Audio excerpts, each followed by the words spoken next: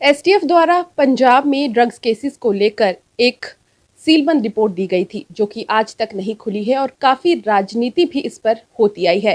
अब जब साल 2022 के विधानसभा चुनाव आने वाले हैं, ऐसे में इस मामले को लेकर जो सुनवाई होनी है वो 15 नवंबर को रखी गई है। पूरे मेन केस की अगर हम बात करें, हमारे साथ पंजाब हरियाणा हाई कोर्ट के सीनियर एडवोकेट नवकिरण सर मौजूद हैं। सर, आज सुनवाई के लिए आपने 2 अर्जियां जो है हाई कोर्ट में दाखिल की थी। कौन कौन सी अर्जियां थी सर, और क्या कुछ उसमें रहा? ऐसे है कि इस केस में जो बैकग्राउंड है कि हमारी जो ह्यूमन राइट ऑर्गेनाइजेशन है, lawyers for human rights international, वो इस केस में 2013 से इंटरवीनर बनी हुई है। तो हमने ये एप्लीकेशन मूव की थी जिसमें हमने कहा था कि निरंजन सिंह जो इन्फोर्समेंट डायरेक्टरेट का डिप्टी डायरेक्टर है, उसके पास कुछ लोगों ने बयान दिए हैं जिसमें कुछ पॉलिटिशियंस के नाम आ रहे हैं पंजाब के। तो निरंजन सिंह से भी पूछा जाए भी उन लोगों को क्या इंटेरोगेट किया गया, और वही रिपोर्ट जो निरंजन सिंह की है वो पंजाब पुलिस को भी दी जाए ताकि पंजाब पुलिस ये बताए कि उसके बेस में क्या वो पॉलिटिशियंस को इंटेरोगेट करना चाहती है। तो उसमें हाई कोर्ट ने वो रिपोर्ट जो है वो एसटीएफ चीफ को दी, हरप्रीत सिंह सिद्धू को। हरप्रीत सिंह सिद्धू ने उस रिपोर्ट को सारा तैयार किया और वापस हाई कोर्ट में फ़ाइल की, जिसमें उन्होंने बताया कि हम क्या करना चाहते हैं और क्या नहीं करना चाहते। वो रिपोर्ट वैसे तो सील बंद है, लेकिन वो रिपोर्ट प्रेस में भी लीक हो गई थी, लेकिन हमारे पास उसकी कॉपी नहीं है।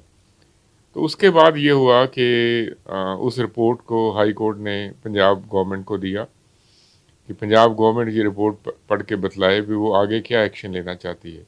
पंजाब सरकार ने भी अपनी रिपोर्ट दे दी और ये मई 2018 में वो रिपोर्ट जो है वो पंजाब हरियाणा हाई कोर्ट के जजों ने पढ़ी, लेकिन उसके बाद उन्होंने कहा भी अगली पेशी पे हम इस पर एक्शन लेंगे और इसको सील बंद वापस रख दो। अब मई 2018 से ये रिपोर्ट बंद पड़ी है। सो जो रिपोर्ट खुलनी है वो पंजाब सरकार की है। तो उस रिपोर्ट को खोल के आगे कार्रवाई क्या हाई कोर्ट कहेगी उस पर देखा जाएगा। कुछ लोग ये कह रहे हैं कि पंजाब सरकार एक्शन इसलिए नहीं ले रही क्योंकि रिपोर्ट अभी खुली नहीं है। मैं ये साफ करना चाहता हूँ कि हाई कोर्ट ने कोई रोक नहीं लगाई हुई कि पंजाब सरकार एक्शन नहीं ले सकती।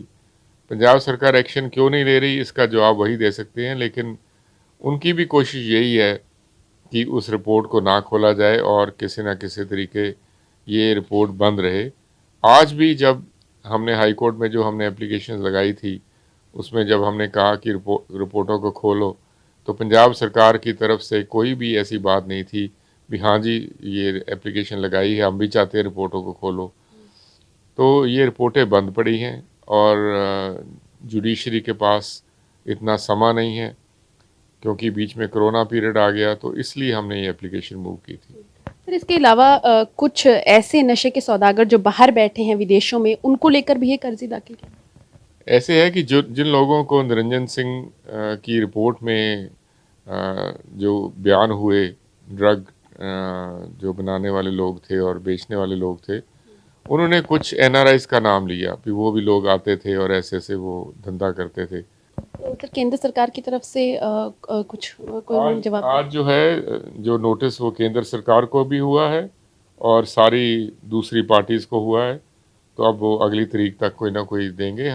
हालांकि इस एप्लीकेशन की एडवांस कॉपी सब दी गई थी, अप्रैल महीने में दी गई हैं, तो जॉब के लिए तो उनको तैयार होना चाहिए था, लेकिन आज उनको फॉर्मल नोटिस हुआ है। तो देखते हैं अगली पेशी पर वो क्या जवाब लेके आते हैं। सर, लगता है पंजाब सरकार समय निकालना चाहती है क्योंकि अगले साल चुनाव है, और जिस तरह से अगर जो रिपोर्ट्स की बात करें तो पंजाब सरकार के हाथ में सारा कुछ है। देखिए, अब ये सरकारों को क्या सूट करता है क्या नहीं करता इसके बारे में तो मैं नहीं बता सकता, लेकिन लगता यही है कि वो रिपोर्ट को खुलवाने के कोई इंटरेस्ट शो नहीं कर रहे। सर, इसके अलावा जो रिपोर्ट एसटीएफ की लीक हुई थी उसमें बड़े बड़े राजनेताओं के नाम थे, कुछ अधिकारियों के भी नाम शामिल थे। उन्हें बचाने की कोशिश लग रही है, खासकर सर विक्रम मजीठिया के ऊपर टिप्पणी करी थी जब वो रिपोर्ट लीक भी हुई थी। जब क्योंकि रिपोर्ट जो है वो बिक्रमजीत सिंह मजीठिया के बाबत ही है मेनली, कि उसका कोई रोल है या नहीं है इसके बारे में बताया जाए। तो जिन लोगों ने रिपोर्ट लीक की थी उन्होंने ये बताया था भी उसमें उसके खिलाफ लिखा हुआ है, लेकिन मैंने वो रिपोर्ट पढ़ी नहीं, सो मैं उसके ऊपर टिप्पणी नहीं कर सकता। बिल्कुल, तो अब इस मामले में जो अगली सुनवाई है वो 15 नवंबर को होनी है। पूरा मेन केस है वो उसी दिन उसकी सुनवाई होगी, लेकिन सीधी बात यही है कि पंजाब सरकार इंटरेस्ट नहीं शो कर रही है इस केस को जल्द से जल्द ख़त्म करने में।